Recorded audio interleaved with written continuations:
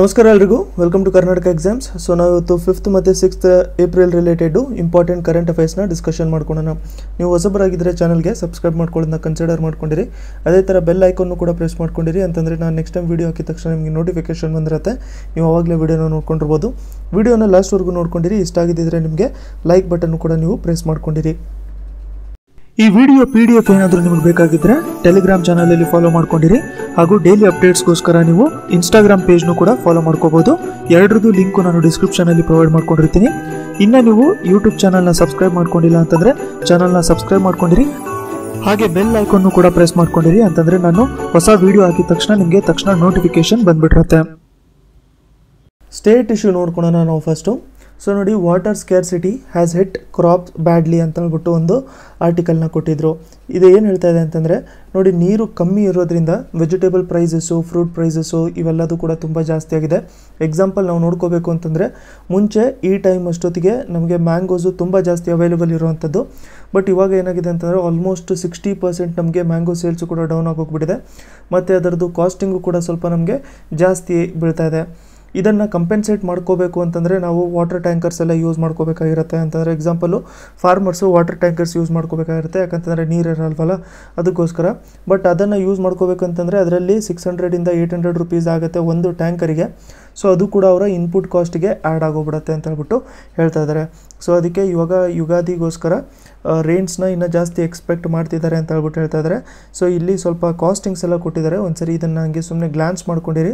ಎಲ್ಲಾದರೂ water scarcity related, environmental related ಟಾಪಿಕಲ್ಲಿ ನಾವು ಇದನ್ನು ಯೂಸ್ ಮಾಡ್ಕೊಂಡಿರ್ಬೋದು. ಕ್ರಾಪ್ ಯಾವ ಥರ ಎಫೆಕ್ಟ್ ಆಗಿರುತ್ತೆ, ನೀರು ಇಲ್ದಿದ್ದಂಗೆ ಯಾವ ಥರ ಎಕಾನಮಿ ಎಫೆಕ್ಟ್ ಆಗ್ತಿದೆ ಅಂತ.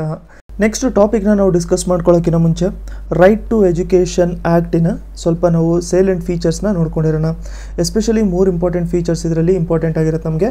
ಫಸ್ಟ್ ಒನ್ ಏನು ರೈಟ್ ಟು ಎಜುಕೇಷನ್ ಏನು ಹೇಳುತ್ತೆ ಅಂತಂದರೆ, ನೋಡಿ, ರೈಟ್ ಟು ಎಜುಕೇಷನ್ ಹೇಳುವಂಥದ್ದು ಕ್ಲಾಸ್ 1 ಹಿಡಿದ್ಬಿಟ್ಟು ಕ್ಲಾಸ್ 8ವರೆಗೂ ಅಂತಂದರೆ 6 ವರ್ಷದಿಂದ 14 ವರ್ಷದ್ದು ಏಜ್ ಮಧ್ಯದಲ್ಲಿ ಇರುವಂಥ ಮಕ್ಕಳಿಗೆ ಕಂಪಲ್ಸರಿ ಹಾಗೂ ಫ್ರೀ ಎಜುಕೇಷನ್ನ ಪ್ರೊವೈಡ್ ಮಾಡ್ಕೋಬೇಕು. ಇಲ್ಲಿ 2 ವರ್ಡ್ಗಳು ಕೂಡ ತುಂಬ ಇಂಪಾರ್ಟೆಂಟು.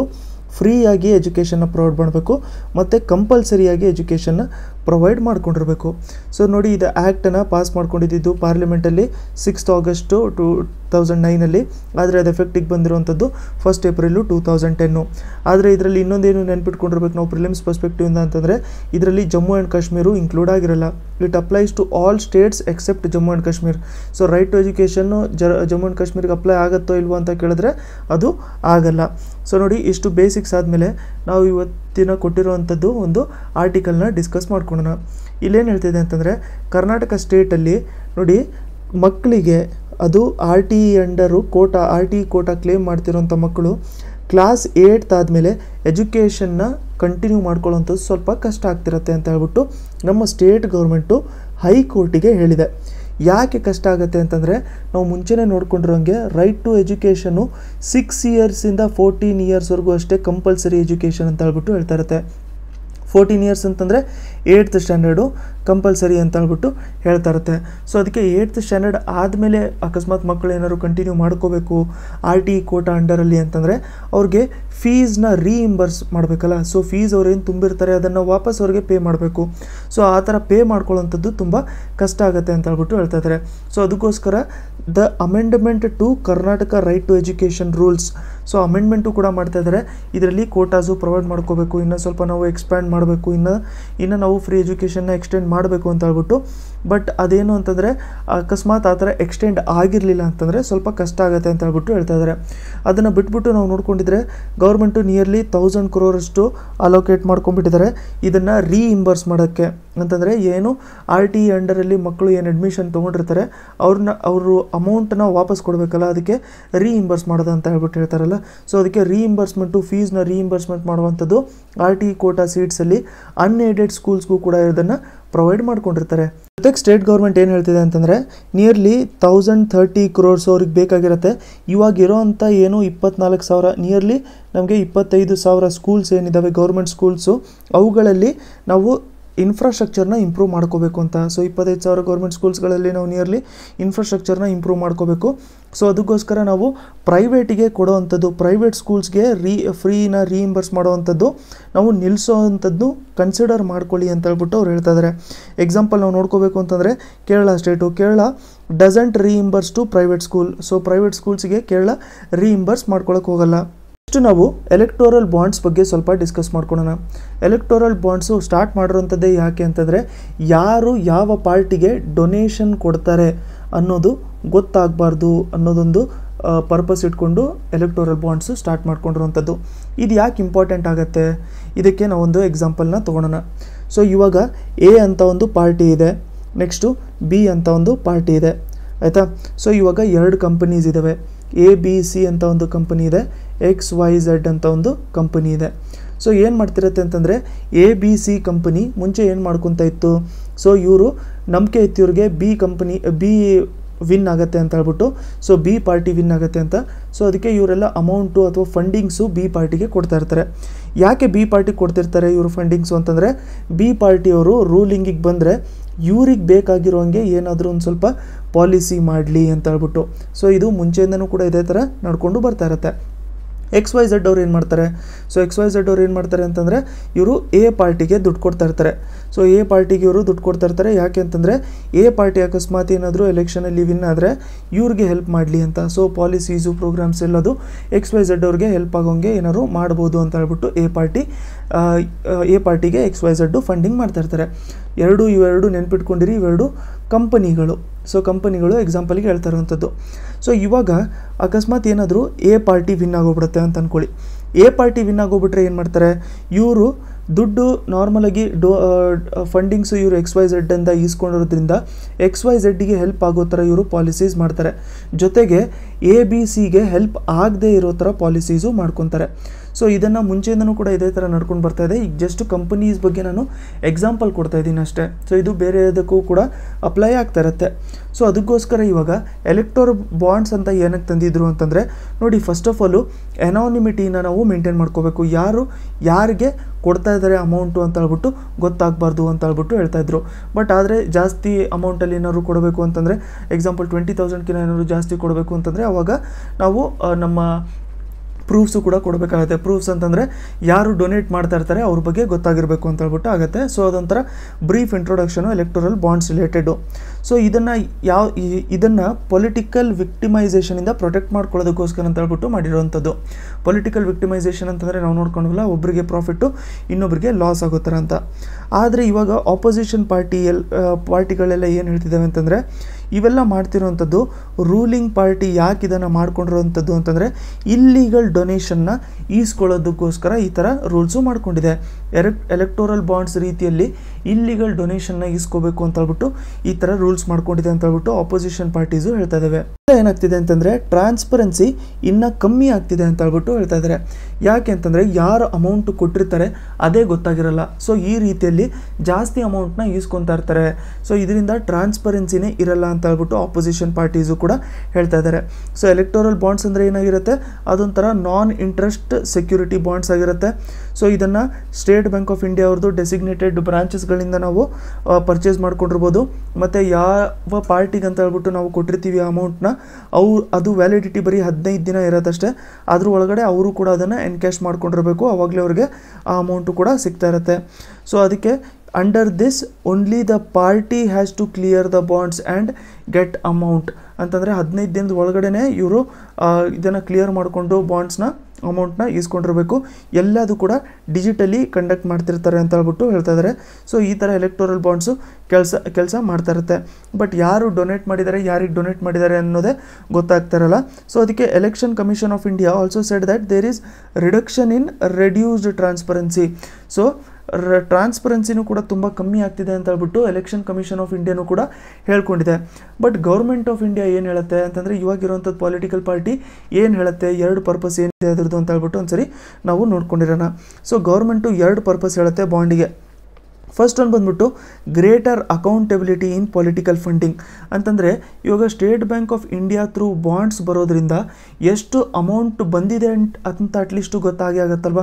ಸೊ ಮುಂಚೆ ಬಂದಿರೋ ಥರದ್ದು ಅಕೌಂಟ್ಸು ನಮಗೆ ಗೊತ್ತಾಗ್ತಿರ್ಲಿಲ್ಲ, ಬೇರೆ ಬೇರೆ ರೀತಿಯಲ್ಲಿ ದುಡ್ಡನ್ನ ಕೊಟ್ಟು ಹೋಗ್ಬಿಟ್ರು ಅವರು. ಬಟ್ ಇವಾಗ ಅಟ್ಲೀಸ್ಟ್ ಈ ಥರ ಕೊಡ್ತಿರೋದ್ರಿಂದ ಯಾವ ಪಾರ್ಟಿಗೆ ಎಷ್ಟು ಅಮೌಂಟ್ ಬಂದಿದೆ ಅಂತ ಹೇಳ್ಬಿಟ್ಟು ಗೊತ್ತಾಗುತ್ತೆ. ಇನ್ನೊಂದು ಯಾರು ಅಮೌಂಟ್ ಕೊಟ್ಟಿದ್ದಾರೆ ಅನ್ನೋದು ಅನೋನಿಮಸ್ ಆಗಿ ಉಳ್ಕೊಂಡ್ಬಿಟ್ಟಿರುತ್ತೆ ಅಂತ ಹೇಳ್ಬಿಟ್ಟು ಇವಾಗಿರೋವಂಥದ್ದು ಪಾರ್ಟಿ ಕೂಡ ಹೇಳ್ತಾ ಇದೆ. But election commission of India ಏನು ಹೇಳ್ತಿದೆ ಅಂತಂದರೆ, ನೀವು ಯಾಕೆ ಡೋನರ್ಸ್ ಅವರ ಡೀಟೇಲ್ಸ್ನ ಪ್ರೊವೈಡ್ ಮಾಡ್ಕೊಳ್ಳೋಕ್ಕಾಗಲ್ಲ. ಇವಾಗ ನಾವು ನಾರ್ಮಲಾಗಿ ಬ್ಯಾಂಕಿಗೆ ಹೋಗ್ಬಿಟ್ಟು ಅಕೌಂಟ್ ಓಪನ್ ಮಾಡ್ಕೋಬೇಕಂದ್ರೂ ಕೂಡ ನಾವು ಪ್ಯಾನ್ ಕಾರ್ಡ್ನ ಲಿಂಕ್ ಮಾಡ್ಕೋಬೇಕು, ಆಧಾರ್ ಕಾರ್ಡ್ನ ಲಿಂಕ್ ಮಾಡ್ಕೋಬೇಕು, ಆ ಥರ ಎಲ್ಲ ಹೇಳ್ತಾ ಇರ್ತಾರೆ. ಬಟ್ ಈ ಥರ ನಾವು 20,000ವರೆಗೂ ಅಮೌಂಟನ್ನು ಅನಾನಿಮಸ್ ಆಗಿ ಕೊಡ್ಬೋದು. ಈ ಥರ ಯಾಕೆ ಮಾಡ್ಕೊಂಡಿದ್ದಾರೆ ಅಂತ ಹೇಳ್ಬಿಟ್ಟು ಎಲೆಕ್ಷನ್ ಕಮಿಷನ್ ಆಫ್ ಇಂಡಿಯಾನೂ ಕೂಡ ಇದು ಕ್ವೆಶನ್ ಮಾಡ್ತಾ ಇರುತ್ತೆ. ಇದ್ರ ಮೇಲೆ ನೆಕ್ಸ್ಟ್ ಏನಾಗುತ್ತೆ ಅಂತ ಹೇಳ್ಬಿಟ್ಟು ನೋಡ್ಕೊಂಡಿರೋಣ. ಬಟ್ ಇವಾಗ ಜಸ್ಟ್ ಒಂದು ಚಿಕ್ಕ ಆರ್ಟಿಕಲ್ ಕೊಟ್ಟಿದ್ರು ಇದ್ರ ಬಗ್ಗೆ, ಸೊ ಅದಕ್ಕೋಸ್ಕರ ಇದರ ಡಿಸ್ಕಷನ್ ಕೂಡ ನಾವು ಮಾಡ್ಕೊಂಡಿದ್ದೀವಿ. ಯುನೈಟೆಡ್ ಅರಬ್ ಎಮಿರೇಟ್ಸು ನಮ್ಮ ಪ್ರೈಮ್ ಮಿನಿಸ್ಟರ್ ನರೇಂದ್ರ ಮೋದಿ ಅವರಿಗೆ ಅವರ ಟಾಪ್ ಸಿವಿಲಿಯನ್ ಆನರು ಕೂಡ ಕೊಟ್ಟಿದೆ. ಸೊ ರೀಸೆಂಟಾಗಿ ನಾವು ನೋಡ್ಕೋಬೇಕು ಅಂತಂದರೆ ಕ್ರೊಯೇಷಿಯಾ ಅಂತ ಒಂದು ದೇಶ ಇದೆ. ಸೊ ಕ್ರೊಯೇಷಿಯಾ ದೇಶಕ್ಕೆ ನಮ್ಮ ಪ್ರೆಸಿಡೆಂಟ್ ಅವರು ವಿಸಿಟ್ ಮಾಡಿದರು. ಸೊ ಆವಾಗಲೂ ಕೂಡ ನಮ್ಮ ಪ್ರೆಸಿಡೆಂಟ್ ಅವ್ರಿಗೆ ರಾಮನಾಥ್ ಕೋವಿಂದ್ ಅವ್ರಿಗೆ ಕ್ರೊಯೇಷಿಯಾದು ಹೈಯೆಸ್ಟ್ ಸಿವಿಲಿಯನ್ ಅವಾರ್ಡು ಕೂಡ ಕೊಟ್ಟಿದ್ದರು. ಇವಾಗ ಯುನೈಟೆಡ್ ಅರಬ್ ಎಮಿರೇಟ್ಸು ನಮ್ಮ ಪ್ರೈಮ್ ಮಿನಿಸ್ಟರ್ ನರೇಂದ್ರ ಮೋದಿ ಅವ್ರಿಗೆ ಇವರು ಹೈಯೆಸ್ಟ್ ಸಿವಿಲಿಯನ್ ಅವಾರ್ಡು ಕೊಟ್ಟಿದ್ದಾರೆ. ಸೊ ಇದ್ರ ಹೆಸರು ಏನು ಅನ್ನೋದು ನಮಗೆ ತುಂಬ ಇಂಪಾರ್ಟೆಂಟ್ ಆಗಿರುತ್ತೆ. ನೋಡಿ, ಆರ್ಡರ್ ಆಫ್ ಝಯೇದ್ ಅಂತ ಹೇಳ್ಬಿಟ್ಟು ಕರಿತೀವಿ. ಸೊ ಇದನ್ನು ಆರ್ಡರ್ ಆಫ್ ಝಯೇದ್ ಅಂತ ಹೇಳ್ಬಿಟ್ಟು ಕರಿತೀವಿ. United Arab Emirates president Khalifa bin Zayed Al Nahyan ಇವರು ಅವಾರ್ಡ್ ಕೊಟ್ಟಿದ್ದಾರೆ ನರೇಂದ್ರ ಮೋದಿ ಅವ್ರಿಗೆ, ನಮ್ಮ ಪ್ರೈಮ್ ಮಿನಿಸ್ಟರ್ ಅವ್ರಿಗೆ. ಯಾಕೆ ಅಂತಂದರೆ ಅವರು ಬಂದ ಮೇಲೆ ಮುಂಚೆಯಿಂದನೂ ಕೂಡ ಕಂಪೇರ್ ಮಾಡ್ಕೋಬೋದು, ಅಥವಾ ನಾವು ಸ್ಟ್ರಾಟಜಿ ಅಂತಲೂ ಕೂಡ ಕಂಪೇರ್ ಮಾಡ್ಕೋಬೋದು. ಅಂತಂದರೆ ಏನ್ಷಂಟ್ ನಾವು ರಿಲೇಷನ್ಸ್ ಆಗಿರ್ಬೋದು ಅಥವಾ ಸ್ಟ್ರಾಟಜಿಕ್ ರಿಲೇಷನ್ ಆಗಿರ್ಬೋದು, ಅದು ನರೇಂದ್ರ ಮೋದಿ ಅವರು ಬಂದ ಮೇಲೇ ತುಂಬ ಜಾಸ್ತಿ ಇಂಪ್ರೂವ್ ಆಗಿದೆ. ಸೊ ಅದಕ್ಕೋಸ್ಕರ ಅವ್ರದ್ದು ಮತ್ತು ಸೌದಿದು ಮತ್ತು ಇಂಡಿಯಾದು ರಿಲೇಷನ್ಶಿಪ್ಪು ತುಂಬ ಚೆನ್ನಾಗಿರೋದ್ರಿಂದ ಅವರು ಅದನ್ನು ರೆಕಗ್ನೈಸ್ ಮಾಡಿ ಅವರ ಎಫರ್ಟ್ಸ್ನ ರೆಕಗ್ನೈಸ್ ಮಾಡಬೇಕು ಅಂತ ಹೇಳ್ಬಿಟ್ಟು ಈ ಟಾಪ್ ಆನರ್ ಕೊಟ್ಟಿದೆ. ಹೆಸರು ಇದು ಇಂಪಾರ್ಟೆಂಟು, ನೆನ್ಪಿಟ್ಕೊಂಡಿರಿ, ಆರ್ಡರ್ ಆಫ್ ಝಯೇದ್ ಅಂತ. ಬಂದ್ಬಿಟ್ಟು judiciary can't be destroyed in name of transparency ಅಂತ ಹೇಳ್ಬಿಟ್ಟು ನಮ್ಮ ಚೀಫ್ ಜಸ್ಟಿಸ್ ಆಫ್ ಇಂಡಿಯಾ, ಯಾರು ನಮ್ಮ chief justice of India Ranjan Gogoi ಅವರು ಒಂದು ಸ್ಟೇಟ್ಮೆಂಟ್ನ ಕೊಟ್ಟಿದ್ದಾರೆ. ಅವ್ರು ಹೇಳೋ ಪ್ರಕಾರ ಏನು ಅಂತಂದರೆ, ಅಕಸ್ಮಾತ್ ಏನಾದ್ರು ಟ್ರಾನ್ಸ್ಪರೆನ್ಸಿ ಕರೆಕ್ಟಾಗಿ ಮೇಂಟೈನ್ ಆಗ್ತಾ ಇರಲಿಲ್ಲ ಜುಡಿಷರಿಯಲ್ಲಿ ಅಂತಂದರೆ ಏನಾಗುತ್ತೆ, ಗುಡ್ ಪೀಪಲ್ಲು, ಒಳ್ಳೆ ಜನ ಈ ಜಡ್ಜಸ್ ಆಗಿ ಬರೋವಂಥದ್ದೇ ಕಮ್ಮಿ ಆಗೋಗ್ಬಿಡ್ತಾರೆ. ಯಾಕೆ ಅಂತಂದರೆ ಅವ್ರು ತೊಗೊಳ್ಳೋವಂಥ ಏನೇ ಡಿಸಿಷನ್ ಆಗಿರಲಿ ಅಥವಾ ಅವ್ರು ಕೊಟ್ಟಿರೋಂಥ ಏನೇ ಸ್ಟೇಟ್ಮೆಂಟ್ ಆಗಿರಲಿ ಅದನ್ನು ನೆಗೆಟಿವ್ ಸೆನ್ಸಲ್ಲಿ ಜನರು ತೊಗೊಳಕ್ಕೆ ಸ್ಟಾರ್ಟ್ ಮಾಡ್ಕೊಂಡಿರ್ತಾರೆ, ಅದ್ರ ಮೇಲೆ ಅವ್ರನ್ನೂ ಜಡ್ಜ್ ಮಾಡ್ಕೊಳ್ಳೋಕ್ಕೆ ಸ್ಟಾರ್ಟ್ ಮಾಡ್ಕೊಂಡ್ಬಿಟ್ಟಿರ್ತಾರೆ ಅಂತ ಹೇಳ್ಬಿಟ್ಟು ಅವರು ಹೇಳ್ತಾ ಇದ್ದಾರೆ. ಸೊ ಆ ಟೈಮಲ್ಲಿ ನಮ್ಮ ಅಡ್ವೊಕೇಟು ಪ್ರಶಾಂತ್ ಭೂಷಣ್ ಅವ್ರು ಏನು ಹೇಳಿದ್ರು ಅಂತಂದರೆ, ಯಾಕೆ ಕೆಲವೊಂದು ಅಪಾಯಿಂಟ್ಮೆಂಟ್ಸ್ ಆಗಿರಲಿ ಅಥವಾ ನೀವು ಕೆಲವೊಂದು ಅಪಾಯಿಂಟ್ಮೆಂಟ್ಸ್ನ ರಿಜೆಕ್ಟ್ ಮಾಡಿದ್ರೆ ಅಥವಾ ಬೇರೆಯವ್ರನ್ನ ಟ್ರಾನ್ಸ್ಫರ್ ಮಾಡಿದ್ರೆ, ಸೊ ಯಾವ ಕಾರಣಕ್ಕೋಸ್ಕರ ನೀವು ಅವ್ರನ್ನ ಟ್ರಾನ್ಸ್ಫರ್ ಮಾಡಿದ್ದೀರಾ ಅದರ ರಿಲೇಟೆಡು ನಿಮ್ಮಲ್ಲಿ ಏನು ಡೀಟೇಲ್ಸ್ ಇರುತ್ತೆ ಆ ಡೀಟೇಲ್ಸ್ನ ನೀವು ಪಬ್ಲಿಕ್ಕಲ್ಲಿ ಇಡಬೇಕು ಅಂತ ಹೇಳ್ಬಿಟ್ಟು ಅವರು ಕೂಡ ಹೇಳ್ತಾ ಇದ್ದಾರೆ. ಯಾಕೆ ಪಬ್ಲಿಕ್ಕಲ್ಲಿ ಇಡಬೇಕು ಅಂತಂದರೆ, ನೋಡಿ, ಫಸ್ಟ್ ಆಫ್ ಆಲು ಇದು ಜುಡಿಷರಿ ಅನ್ನೋದು ಒಂದೇ ಒಂದು ಸಿಸ್ಟಮ್ಮು, ಇದು ಕೊಲಿಜಿಯಂ ಸಿಸ್ಟಮಿಂದ ಇವರು ಅಪಾಯಿಂಟ್ ಆಗುವಂಥದ್ದು. ಎಕ್ಸಾಂಪಲ್ ನಾವು ನೋಡ್ಕೋಬೇಕು ಅಂತಂದರೆ, ಇವಾಗ ನೋಡಿ, ಜುಡಿಷರಿ ಯಾವ ಥರ ಇದು ಥರ್ಡ್ ವಿಂಗ್ ಇರುತ್ತೆ ನಮಗೆ. ಯಾವುದರಲ್ಲಿ ಲೆಜಿಸ್ಲೇಚರ್ ಅಂತ ಒಂದಿದೆ, ಇನ್ನೊಂದು ಎಕ್ಸಿಕ್ಯೂಟಿವ್ ಅಂತ ಇದೆ, ಮತ್ತು ಜುಡಿಷರಿ ಅಂತ ಇದೆ. ಲೆಜಿಸ್ಲೇಚರ್ ಏನು ಮಾಡ್ತಾರಪ್ಪ ಅಂತಂದರೆ ಇವರು ಲಾಗಳು ಮಾಡ್ತಾರೆ. ಎಕ್ಸಿಕ್ಯೂಟಿವ್ ಏನು ಮಾಡ್ತಾರೆ, ಮಾಡಿರೋಂಥ ಲಾನ ಇಂಪ್ಲಿಮೆಂಟೇಷನ್ ಮಾಡ್ತಾ ಇರ್ತಾರೆ. ಜುಡಿಷರಿ ಇದರ ರಿಲೇಟೆಡ್ ಏನಾದ್ರು ಡಿಸ್ಪ್ಯೂಟ್ ಆಗಿದ್ದಿದ್ರೆ ಅದನ್ನು ರಿಸಾಲ್ವ್ ಮಾಡ್ಕೊಂಡಿರ್ತಾರೆ. ಇವಾಗ ನಾವು ಲೆಜಿಸ್ಲೇಚರು ಎಕ್ಸಿಕ್ಯೂಟಿವ್ ಎಲ್ಲ ನೋಡ್ಕೊಂಡ್ಬಿಟ್ರೆ ಇದನ್ನು ನಮಗೆ ಎಲೆಕ್ಷನ್ನು ರೀತಿಯಲ್ಲಿ ಇದು ನಮಗೆ ನಡೀತಾ ಇರುತ್ತೆ. ಅಂತಂದರೆ ಅವರು ನಮ್ಮ ಮೆಂಬರ್ ಆಫ್ ಪಾರ್ಲಿಮೆಂಟ್ಸ್ ಆಗಿರಲಿ ಅಥವಾ ಕೌನ್ಸಿಲ್ ಆಫ್ ಮಿನಿಸ್ಟರ್ಸ್ ಆಗಿರಲಿ, ಇವರೆಲ್ಲ ಏನೇ ಆಗಿರಲಿ ನಾರ್ಮಲಾಗಿ ಅವ್ರು ಏನಾದ್ರು ಡಿಸಿಷನ್ ತೊಗೊಂಡ್ರೂ ಕೂಡ ಅದು ಪಬ್ಲಿಕ್ ಡೊಮೈನಲ್ಲೇ ಇರುತ್ತೆ, except for security related decision. Security related ಡಿಸಿಷನ್ಸ್ನ ನಾವು ಪಬ್ಲಿಕಲ್ಲಿ ಇಡೋಕ್ಕಾಗಲ್ಲ ಅಲ್ವಾ. ಸೊ ಅದಕ್ಕೋಸ್ಕರ ಅದನ್ನು ಬಿಟ್ಬಿಟ್ಟು ಏನೇ ಪಾಲಿಸೀಸ್ ಮಾಡಿಸೋದಾಗಿರಲಿ ಅಥವಾ ಏನೇ ಟ್ರಾನ್ಸ್ಫರ್ ಮಾಡಿಸೋದಾಗಿರಲಿ ಅದರ ರಿಲೇಟೆಡ್ ಎಲ್ಲದೂ ಕೂಡ ನಮ್ಮ ಪಬ್ಲಿಕ್ ಡೊಮೈನಲ್ಲಿ ಇದ್ದೇ ಇರುತ್ತೆ. ಅದರಿಂದ ನಾವು ಅವರ ಅಕೌಂಟಬಿಲಿಟಿನೂ ಕೂಡ ತೊಗೊತಾ ಇರ್ತೀವಿ. ಸೊ ಇವರೇನಾದ್ರು ಅಕಸ್ಮಾತ್ ನಮ್ಮಲ್ಲಿ ಅಕೌಂಟಬಿಲಿಟಿ ಎಲ್ಲ ನೀಟಾಗಿ ಮೇಂಟೈನ್ ಮಾಡ್ತಾ ಇಲ್ಲ ಅಂತಂದರೆ ನೆಕ್ಸ್ಟು 5 ವರ್ಷ ಆದಮೇಲೆ ಜನರಿಗೆ ಅವ್ರನ್ನ ಚೇಂಜ್ ಮಾಡುವಂಥ ಪವರು ಕೂಡ ಇರುತ್ತೆ. ಸೊ ಜನರಿಗೆ ಅಕೌಂಟೇಬಲ್ ಆಗಿರ್ತಾರೆ ಅವರು. ಸೊ ಇದಕ್ಕೋಸ್ಕರ ನಾವು ಜುಡಿಷರಿನ ನೋಡ್ಕೋಬೇಕು ಅಂತಂದರೆ ಅವ್ರನ್ನ ಜಡ್ಜಸ್ನ ಅಪಾಯಿಂಟ್ ಮಾಡೋದು ಜಡ್ಜಸ್ಸೇ. ಸೊ ಅದಕ್ಕೋಸ್ಕರ ಅವರ ಅಕೌಂಟಬಿಲಿಟಿನೂ ಕೂಡ ಅವರವರೇ ನೋಡ್ಕೊತಾ ಇರ್ತಾರೆ. ನೆಕ್ಸ್ಟ್ ಪ್ರಮೋಷನ್ ಮಾಡಬೇಕು ಅಂದ್ರೂ ಕೂಡ ಅವರಲ್ಲೇ ಮೇಜರು ಡಿಸಿಷನ್ ತೊಗೊಳ್ಳೋಂಥದ್ದು ಪವರ್ ಇರುತ್ತೆ.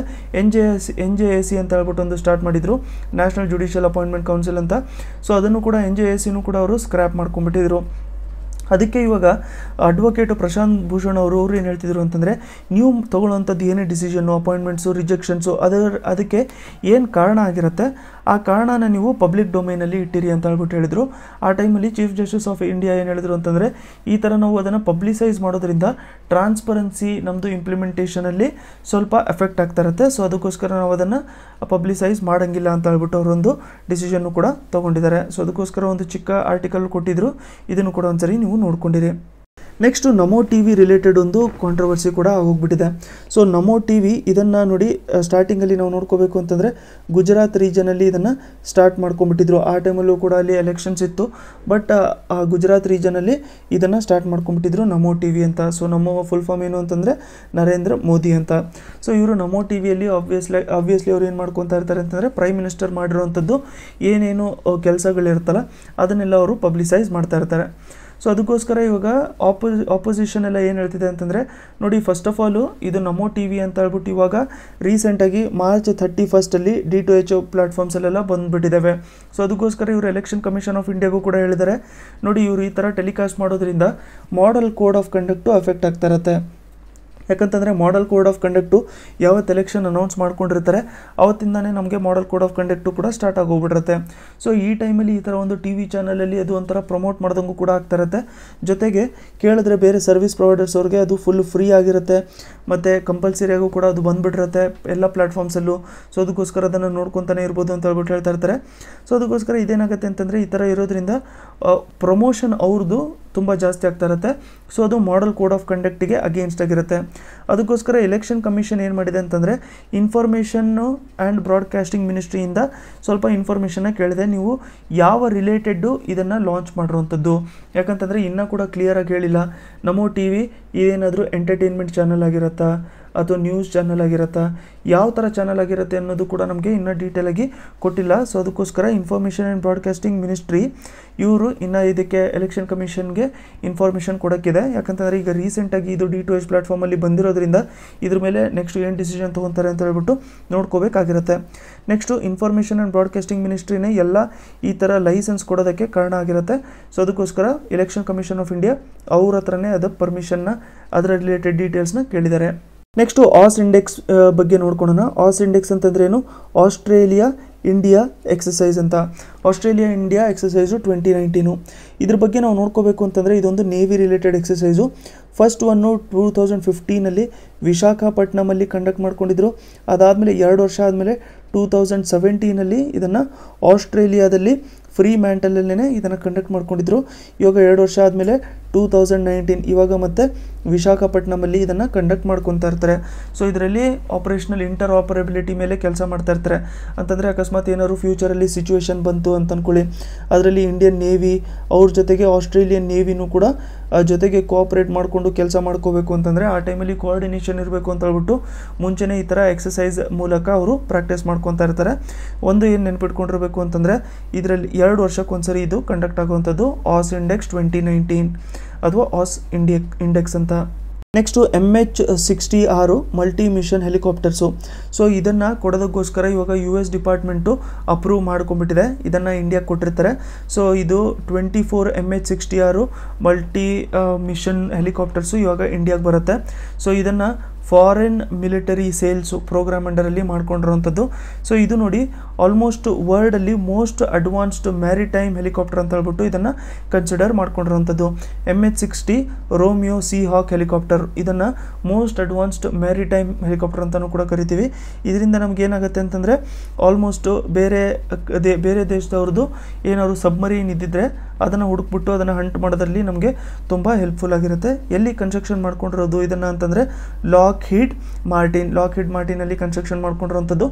MH-60R ಯುನೈಟೆಡ್ ಸ್ಟೇಟ್ಸಿಗೆ ಸಂಬಂಧಪಟ್ಟಿರುವಂಥದ್ದು ಅಂತ ಹೇಳ್ಬಿಟ್ಟು ನೋಡ್ಕೊಂಡಿರಿ.